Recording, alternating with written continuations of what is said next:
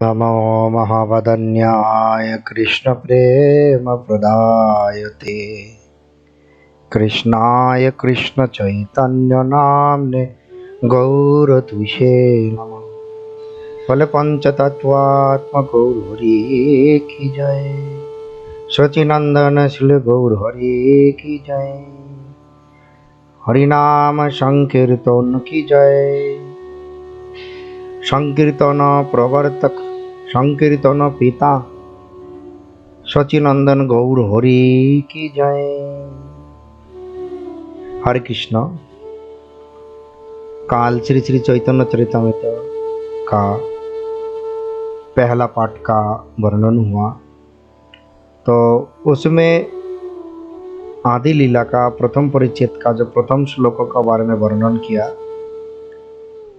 तो मैंने पहला ही बताया, किसी भी शुभ कार्य शुरू करने से पहला हम लोगों का मंगलाचरण करना पड़ेगा। उसी मंगलाचरण 3 प्रकार होता है। तो काल जो हम लोग श्लोक का व्याख्या किया, वो श्लोक नमस्कार रूपो मंगलाचरण है। आज जो श्लोक का बारे में बताऊंगा वो वस्तु निर्देश रूपो, यानी चैतन्य चरितामृत तो किस विषय में किस कारण से वर्णन किया गया है उसका बारे में विस्तार से वर्णन इस श्लोक का विषय में ही है। इससे पहला मैं थोड़ा सा और भी बोलना चाहता हूँ। गौड़ीय संप्रदाय में 3 तत्व होता है, एक संबंध, एक अविधेय यानी भक्ति, और तीसरी प्रयोजन तत्व यानी हम लोग का क्या चाहिए। ये संबंध तत्व का ग्रंथ है श्रीमद् भगवद गीता। इसका आचार्य कहता है सनातन गोस्वामी पाद, यानी गीता अध्ययन करने से हम लोगों का साथ भगवान का नित्य संबंध बनेगा। संबंध बनेगा तो तब हम लोग भगवान का सेवा कर सकता हूँ। संबंध ही नहीं बनेगा तो ठाकुर जी हम लोगों का सेवा नहीं लेगा। तो विचार रखना, गीता अध्ययन करते हुए भगवान का साथ संबंध बनाना। ये संबंध बनने के बाद उनका जो सेवा है उसी सेवा का भक्ति कहता है। वो भक्ति का ग्रंथ है श्रीमद् भागवत महापुराण। इस भागवत महापुराण का यानी भक्ति का आचार्य कौन है? श्रील रूप गोस्वामी पाद। तो भक्ति करने से क्या होगा? भक्ति करने से जो मिलेगा वो प्रेम मिलेगा। उसी प्रेम का ही प्रयोजन तत्व कहता है। और उसी प्रेम का जो ग्रंथ है वो चैतन्य चरितामृत है। प्रेम का ग्रंथ कौन सा है? चैतन्य चरितामृत है। भागवत से प्रेम नहीं मिलेगा, सनातन धर्म का और किसी भी शास्त्र से प्रेम नहीं मिलेगा। प्रेम मिलने का शास्त्र चैतन्य चरितामृत। और इसका आचार्य श्रील रघुनाथ दास गोस्वामी पाद। तो देखिए, चैतन्य चरितामृत जो श्रवण करेगा वो समझ में आए और नहीं आए, उनका कल्याण होगा ही होगा। तो मैं सभी भक्तों का चरणों में विनती रूप से यही निवेदन करता हूँ जे आप लोग बहुत ही ध्यान से श्रवण करें, और समझ में नहीं आए तो कमेंट्स बॉक्स में लिख के जरूर बताना। तो चैतन्य चरितामृत तो प्रेम का ग्रंथ है, आनंद का ग्रंथ है। इस संसार में प्रेम आनंद सारे जीवात्मा ही, सारे जीव ही ढूंढ रहा है, कब हमारा प्रेम यानी आनंद यानी सुख मिल जाए। लेकिन उस प्रेम, उस आनंद, सुख कहाँ पे मिलेगा इसका बारे में विस्तार से हम लोगों का पता नहीं। तो इस प्रेम मिलेगा चैतन्य चरितामृत का अध्ययन करने का बाद, जब हम लोग का लक्ष्य में पहुंच सकता हूँ। देखिए दूसरी श्लोक में वस्तु निर्देश रूप क्या बोला?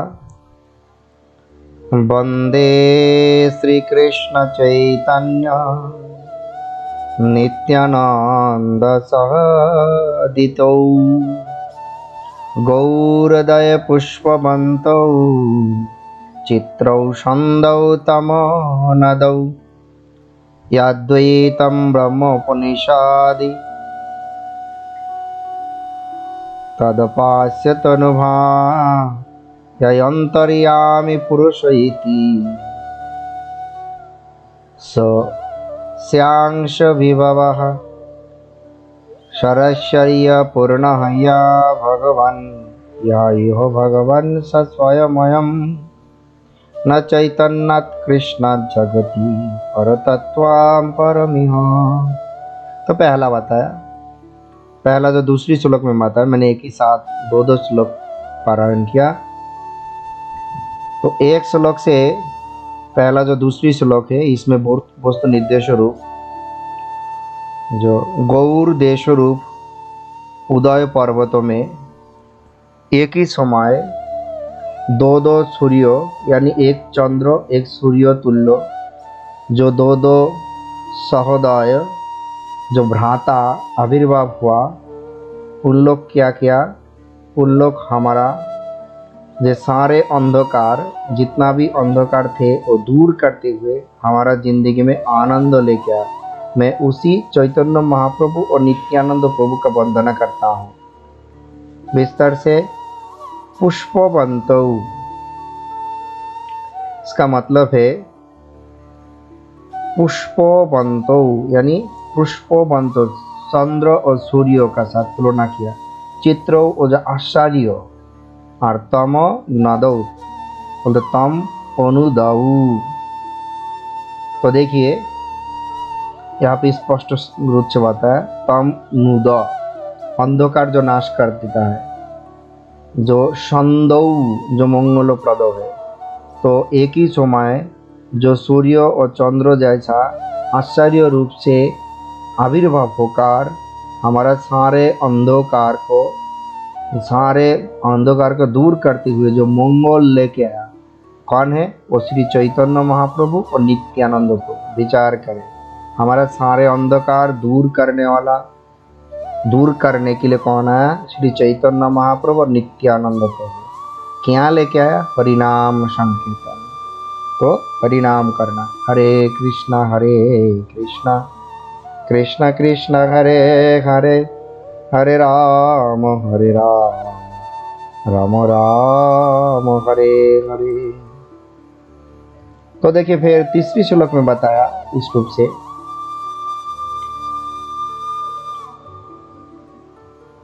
उपनिषदों में अद्वैतवादी गण जिसका अद्वैत यानी ब्रह्म कहता है, अद्वैतवादी यानी जो ज्ञान का जो ज्ञानी है, जो मायावाद भाष्यों का है, जिन लोगों ने भगवान का रूप गुण लीला हाथ पैर आदि का स्वीकार नहीं करता है, वो क्या है?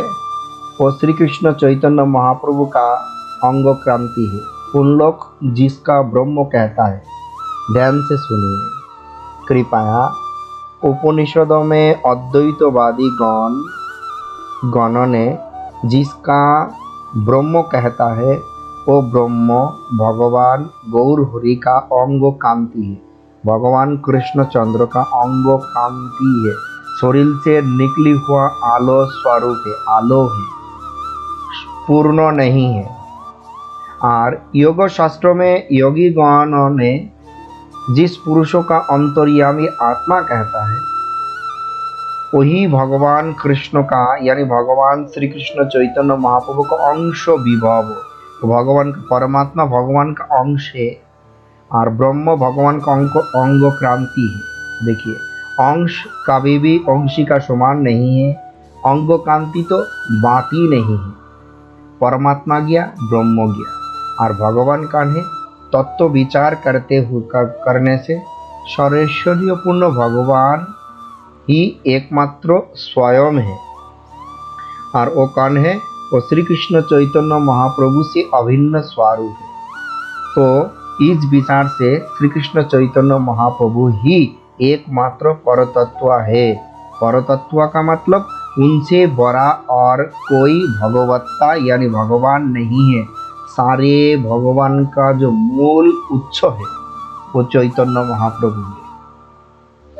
सारे भगवान का जो मूल उत्स है वो भगवान कृष्ण चंद्र है और वही कृष्ण चंद्र कलयुग में श्री कृष्ण चैतन्य महाप्रभु का रूप लेकर आया। तो यही है विचार। देखिए और भी इस श्लोकों का बारे में विस्तार से वर्णन किया। तो साधारण रूप से हम लोग देखता हूँ, साधन पंथा 3 प्रकार का होता है। तो ये श्लोक विस्तार करने से जो ज्ञान है, योग है, ज्ञान भक्ति है, तो मैंने इस श्लोक द्वारा बताया। ज्ञानी लोग ब्रह्म भगवान का अंग क्रांति है। योगी लोग परमात्मा का भजन करता है, परमात्मा भगवान का अंश विभव ही है। और भक्ति जो करता है वो भगवान का भजन करता है, उसमें सर्वैश्वर्यपूर्ण भगवान। ये भक्ति का 2 मार्ग है, एक ऐश्वर्य, एक रागात्मिका माधुर्य, सिंगर रस का भजन भक्ति है। तो ऐश्वर्य में वहाँ पे परतत्व नारायण और माधुर्य रस में परतत्व ब्रजेंद्र नंदन कृष्ण है।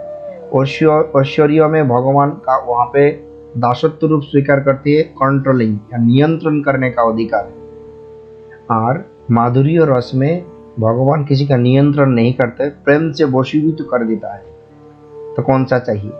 कोई हमारा ऊपर खबरदारी यानी कर्तृत्व दिखाए, अधिकार फैलाए, प्रयोग करे, ऐसा चाहता है भक्त लोग ना। प्रेम से ठाकुर जी हम लोगों का कृपा करते हैं, उनका चरण में आश्रय देकर भगवान का नित्य सेवा दे। कौन सा मानता है?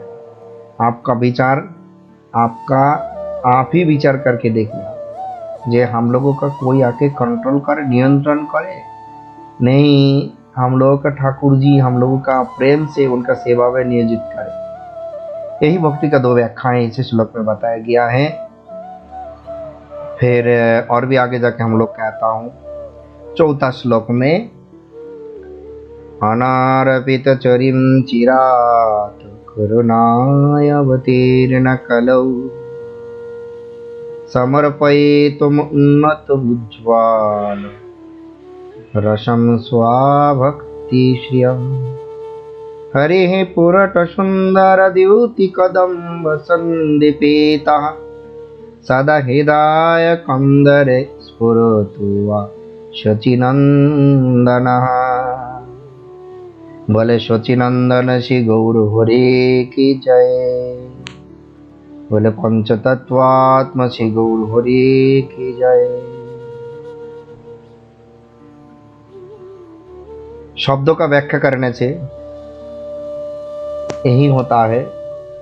पहला बात चिरात, बहुकाल, अनार्पित चरिम, पूर्वे जो चीज कभी भी नहीं दिया गया है। यानी पहला ही यहाँ पे एक चीज विचार करना है, जो अभी जो कलयुग चल रहा है, इस कलयुग कौन सा कल्प में? श्वेतो बराह कल्प, वैवस्वत मन्वंतर 28तम चतुर्युग का कलयुग चल रहा है। यानी ब्रह्मा का एक दिन में एक कल्प होता है। अभी जो ब्रह्मा का दिन चल रहा है, उसी दिन का नाम श्वेतो बराह कल्प। ये ब्रह्मा का एक दिन में जो 24 घंटा होता है, उसमें तो 12 घंटा रात है और 12 घंटा दिन है। उसी 12 घंटा में ब्रह्मा का जो 12 घंटा, दिन का 12 घंटा होता है, उसी 12 घंटा में 14 मनु राजत्व करता है। 14 मनु का राज्य, 14 मनु का देखभाल करने का दायित्व तो मिलता है। तो ये 14 मनु का राजत्व काल कितने हैं? यानी सत्यो, त्रेता, दापर, कली, ये जो 4 युग है, एक साथ करने से एक दिव्य युग होता है। ये दिव्य युग 71 बार, 71 टाइम्स, 71 बार होने से एक मनु का राजत्व काल होता है। यानी दिव्य युग 71 बार समान एक मनु का राजत्व काल। इस रूप से 14 मनु ब्रह्मा का दिन का टाइम में समय में राजत्व करता है। तो अभी जो ब्रह्मा का दिन चल रहा है, इस जो दिन, एक दिन में एक कल्प मतलब इस कल्प का नाम श्वेत बराह कल्प। इस कल्प में जो 14 मनु हैं, ये 14 मनु का 20 में अभी तक 6 मनु अतिक्रम करते हुए 7वें मनु का राजत्व चल रहा है। 7वें मनु का राजत्व अभी चल रहा है। 28तम चतुर्युग का कलयुग है। हर ब्रह्मा का एक दिन में माने एक कल्प में ब्रजेंद्र नंदन कृष्ण और श्री कृष्ण चैतन्य महाप्रभु एक बार ही आता है। ब्रह्मा का एक दिन में यानी एक ही कल्पों में भगवान श्री कृष्ण चैतन्य महाप्रभु ब्रजेंद्र नंदन कृष्ण एक ही बार आता है।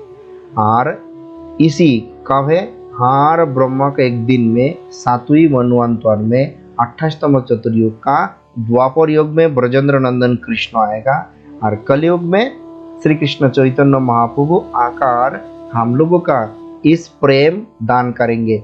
इससे पहला जो दूसरी कल्प यानी ब्रह्मा का जो दूसरी दिन का जो 7वीं मनु था उसमें 28तम चतुर्युग में वो महाप्रभु आके प्रेम दिया था।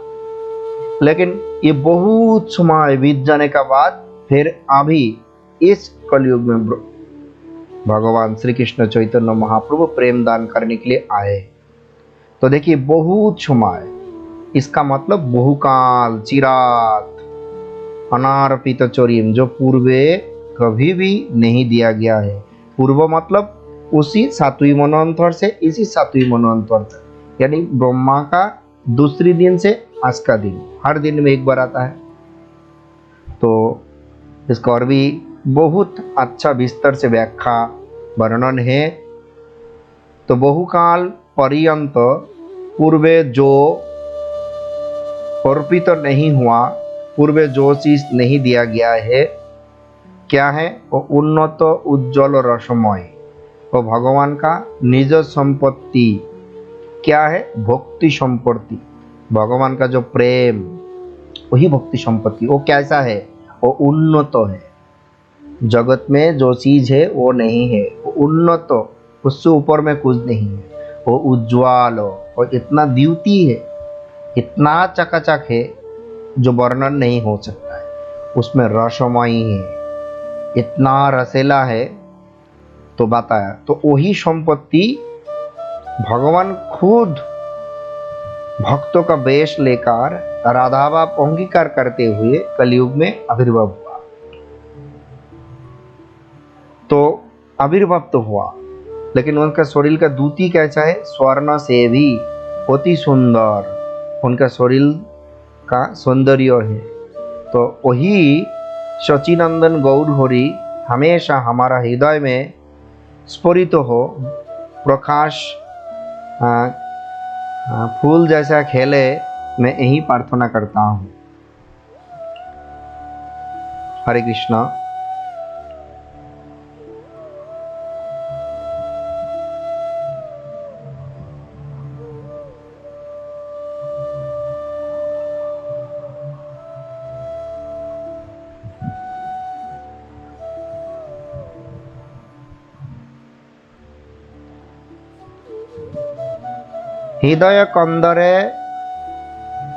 हृदय कंदर का मतलब क्या है?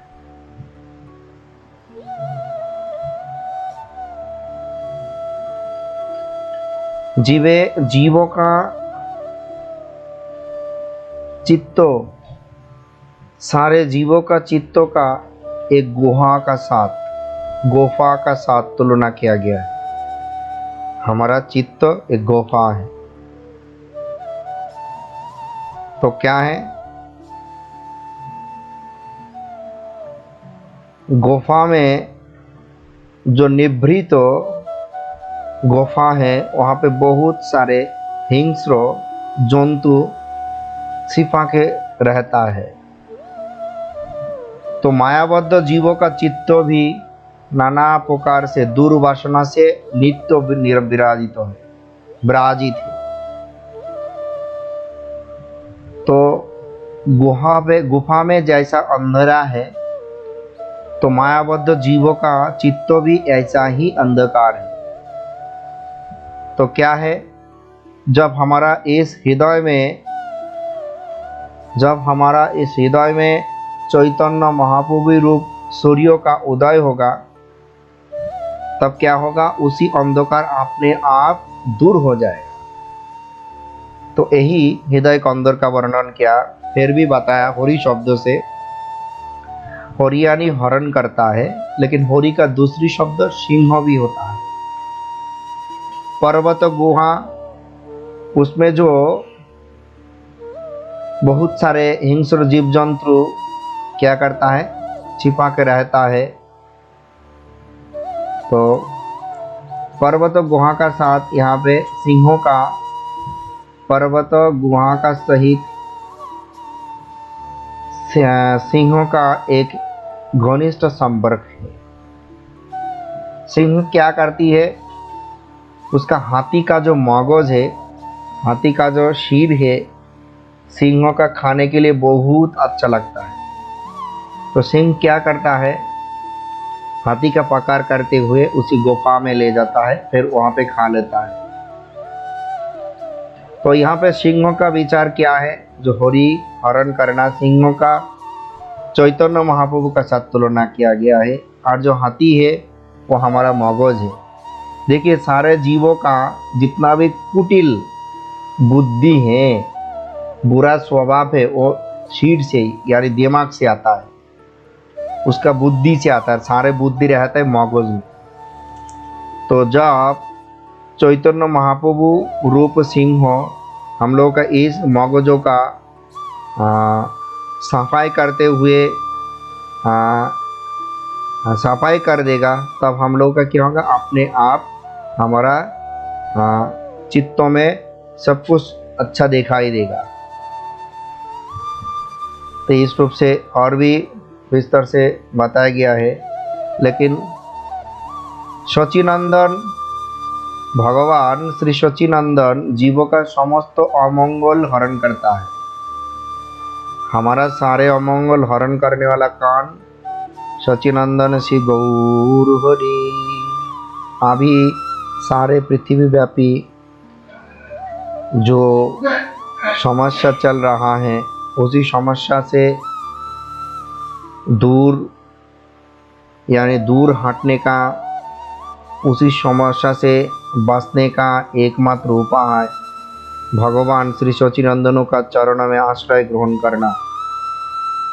भगवान का भूलकर अपने आप का अहंकार से मत्त होकर इस संसार में सारे जीवात्मा जो कार्य कर रहा है, उसी कार्य ही उनका अभी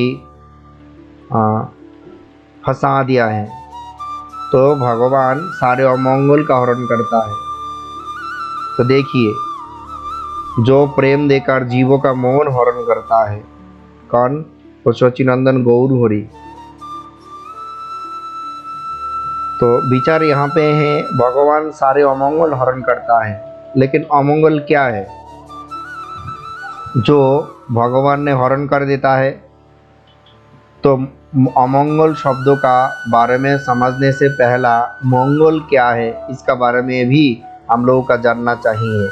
मंगल का बारे में पता नहीं चले तो अमंगल का बारे में हम लोगों का कैसा समझ में आए। इस संसार में सब कुछ भगवान ने दो एक दूसरे का विपरीत रूप से तैयार किया है। जैसा आलो है, अंधेरा भी है। अंधेरा नहीं तो आलो का कोई उपयोगिता नहीं थी। तो इस रूप से जो अमंगल हरण करता है, यानी मंगल का बारे में समझना चाहिए। देखिए, मंगल क्या है, जो हम लोगों का अभीष्ट सिद्धि का अनुकूल है। अभीष्ट क्या है, जो हम लोग मन में सोच के रखा, जब वही चीज पूर्ण हो जाएगा, हम लोग कहता हो ये हम लोग के लिए मंगल है। लेकिन मैंने जो मन में सोचा, वो कैसा सांस हो सकता है। लेकिन वो अचानक घट जाने से मैं सोचता हूँ मंगल है, लेकिन मंगल है कि नहीं, वो उसका बारे में हम लोगों का पता नहीं। विस्तार से बताया। एक उदाहरण स्वरूप, हम लोग जब किसी भी जगह में यात्रा करता हो, तब यात्रा का समय एक पूर्ण कलश देखा तो हमारा मन प्रसन्न हो जाता है, आनंदित हो जाता है। कारण यात्रा का समय पूर्ण कलश दर्शन करने से वहाँ मंगल सूचक मंगल होता है। इस उसी का मंगल घट भी कहता है। किंतु पूर्ण कलश दर्शन का परिवर्तन में यदि हम लोग यात्रा करने का समय कोई हाथी दे दे, यानी हाथी अमंगल का रूपक है, अमंगल का प्रतीक है, तब क्या होगा? हमारा हृदय में भय का संचय होगा। और क्या होता है? हम लोग कहता हूं हमारा इस यात्रा अमंगल हो गया। मन मन में एक सोचना है, पूर्ण कलश देखने से ही मन में आनंद हो रहा है, लेकिन आनंद तो रियल आनंद ये नहीं है, आवार मन मन में सोचने से ही अमंगल हो रहा है। देखिए, तो अमंगल कोई नहीं चाहता है, अशुभ कोई नहीं चाहता है, सभी क्या करता है? मंगल चाहता है। और वो जो उदाहरण मिला उसी से क्या है? भय। एक देखने से संतुष्ट होना, दूसरी देखने से भय होना। उसी भय से हम लोग अमंगल का आशंका हमारा बीच में पैदा हुआ। लेकिन कौन कौन चीजों से भय होता है? श्रीमद् भागवत महापुराण कहता है, भयम द्वितीय निवेशेतः स्यम ईश्यम अपेतस्य। भय का कारण संपर्कों में श्रीमद् भागवत महापुराण कहता है, द्वितीय वस्तु में अभिनिवेश से ही भगवत विमुख व्यक्ति का भय का पैदा होता है। द्वितीय वस्तु क्या है और पहला वस्तु ही क्या है? द्वितीय वस्तु क्या है और पहला वस्तु ही वह क्या है?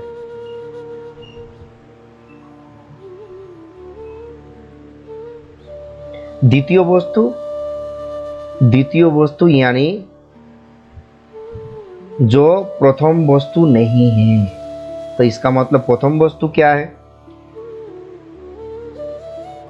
तो प्रथम वस्तु क्या है? प्रथम वस्तु प्राकृत ब्रह्मांड से देखिए तो वस्तु का दो भाग में भाग किया गया है, एक प्रथम वस्तु है, एक दूसरी वस्तु है। तो पहला ही बताया, भय होता है दूसरी अभिनिवेश से, दूसरी वस्तु से। तो दूसरी वस्तु क्या है? दूसरी वस्तु का बारे में जानने से पहला जानना होगा पहला वस्तु यानी प्रथम वस्तु कौन है। तो इसका बारे में वस्तु दो प्रकार है, दो भाग में भाग किया गया है, एक पहला एक दूसरी है। तो देखिए, तो पहला वस्तु जो हम लोगों का अभिष्ट यानी मनोवासना पूर्ण करता है,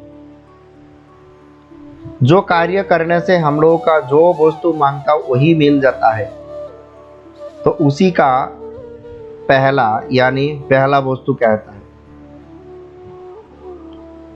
हम लोग का पहला वस्तु का प्राप्ति करने के लिए हम लोगों का मेन यानी मुख्य लक्ष्य होना चाहिए, जो हम लोग का क्या चाहिए, हमारा मन में वासना क्या है, हम लोग का क्या चाहिए? भय चाहिए ना आनंद चाहिए, सुख चाहिए, मंगल चाहिए। तो पहला हम लोगों का संतुष्टि के लिए मंगल चाहिए, तो मंगल हम लोगों का पास पहला वस्तु। तो देखिए, इस रूप से एक उदाहरण भी अच्छा तरीके से मैं वर्णन कर रहा हूं। किसी भी एक व्यक्ति ने उनका चावल का जरूरत है, तो चावल का जरूरत है, क्या करें? उनका पहला जरूरत क्या है? चावल।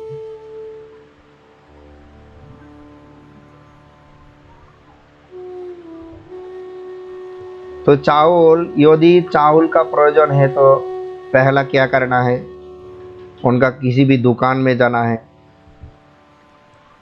तो दुकान में जाकर उनका तेल तमादि का दुकान से द्वितीय वस्तु है, देखिए तो देखना पड़ेगा यहाँ पे। तो यहाँ पे पहला वस्तु प्राप्ति करने के लिए उनका पास अपने आप द्वितीय वस्तु का प्रवेश हो रहा है।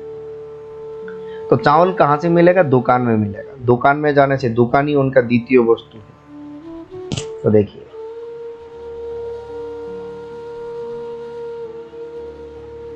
इस रूप से इस संसार में जितने प्रकार का जीव है, सारे जीव का जो पहला वस्तु है, जो मुख्य वस्तु है, वो सुख चाहता है। छोटा शिशु, बड़ा, दूसरे प्राणी, कीट पतंग, लता वृक्ष आदि जितना प्रकार का प्राणी है, उनका क्या चाहिए? सुख चाहिए। एक लता वृक्ष का, बड़ा एक वृक्ष का आश्रय लेता है, क्यों? सुख के लिए। हम लोग एक पेड़ का नीचे जाके आश्रय लेता है, क्यों? थोड़ा सा सुख के लिए, क्योंकि धूप में हम लोग का और सहन नहीं हो रहा है। तो देखिए, तो स्थावर जंगम सभी जीवों का क्या चाहिए? ये सुख है। सारे जीवों का जो कॉमन, यानी सारे जीवों का जो एक ही वस्तु प्राप्ति हो, क्या है? सुख चाहिए। लेकिन ये सुख कहाँ पे है? ये सुख देने वाला एकमात्र भगवान। तो देखिए, स्वरूपतः यहाँ इस चेतन जीवात्मा ही वासना, अचेतन देह का वासना नहीं है। हमारा इस देह मांगता नहीं है।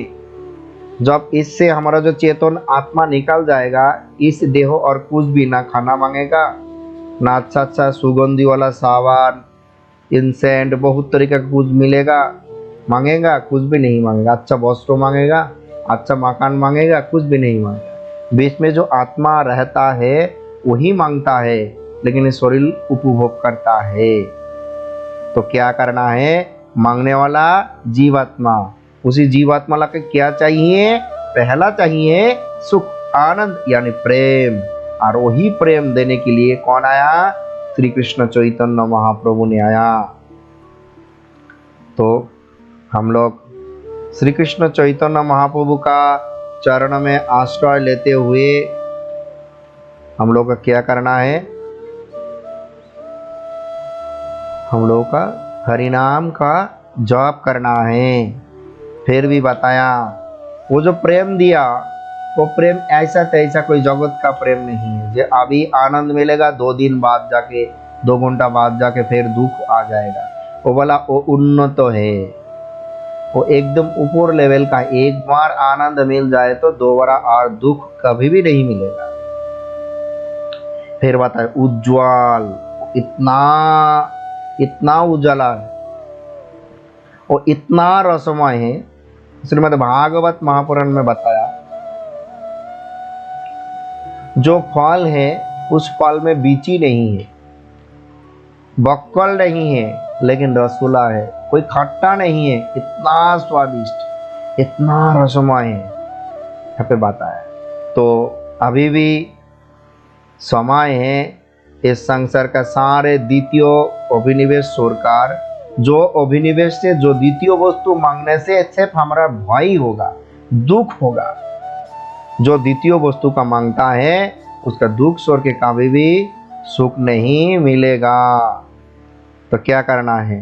पहला वस्तु भगवान का चरण में आश्रय लेकर हरिनाम का जप करना, जो श्री कृष्ण चैतन्य महाप्रभु ने इतना दिन बाद हम लोग का देने के लिए आया। तो जो भी है, तो फिर बताया स्वभक्ति क्या है, क्या देने के लिए आया? उनका जो भक्ति है, जो अपना संपत्ति है। अभी देखो, पिताजी का पास जाओ, बड़ो भाई का पास जाओ, बहन का पास जाओ, मम्मी का पास जाओ, कोई अपना संपत्ति देना नहीं चाहता है। इस संसार में कितना आसक्ति है, किसी भी चीज को ऊपर कोई अपना संपत्ति देना नहीं चाहता है। लेकिन वही ब्रजेंद्र नंदन कृष्ण अपना संपत्ति देने के लिए कलयुग में राधा भाव अंगीकार करते हुए, एक भक्त का भाव अंगीकार करते हुए अपना सारे पार्षदों का लेकर कलयुग में आविर्भाव हुआ। तो जो भी है, मैं सारे भक्तों का चरण में यही विनती रूप से निवेदन कर रहा हूँ, आप लोग इसी श्लोक में जो कृष्णदास कविराज गोस्वामी पाद ने वर्णन किया, तो इसका फायदा उठाए और साथ ही साथ हरिनाम का आश्रय लेते हुए जो एकमात्र वस्तु हमारा नित्य प्रेम चाहिए, उसके लिए महाप्रभु का चरण में आश्रय लेते हरिनाम करना। और द्वितीय अभिनिवेश, जिससे हम लोग का दुख यानी भय होता है, उसका छोड़ना। हरे कृष्णा। और आज दूसरी पाठ चल रहा है, कल इसी चैतन्य चरितामृत कथा का तीसरी पाठ होगा, पार्ट 3 का 12वें वर्णन होगा। हरे कृष्ण।